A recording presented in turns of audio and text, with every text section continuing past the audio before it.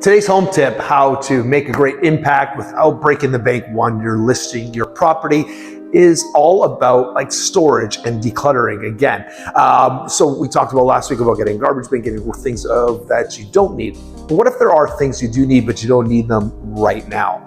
You want to pack them up very nicely. So, to go to Home Depot, grab some boxes. And then after you pack them up nice and orderly, because you're going to bring them to the new home, you have to decide, where can we put them?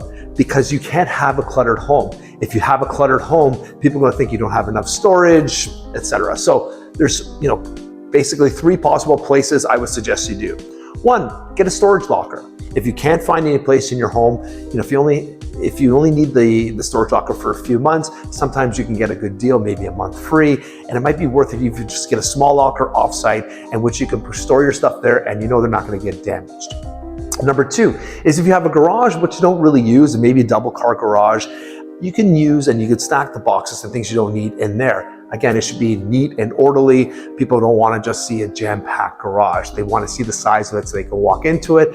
But again, I've seen that before and that also works. And finally, the third thing is, yes, you can store in your basement. But again, if you are storing in your basement, please make sure things are just not thrown around everywhere. It should be nice, neat, and orderly, same as in the garage. So those are 3 ways you can declutter your home and get rid of the stuff without breaking the bank.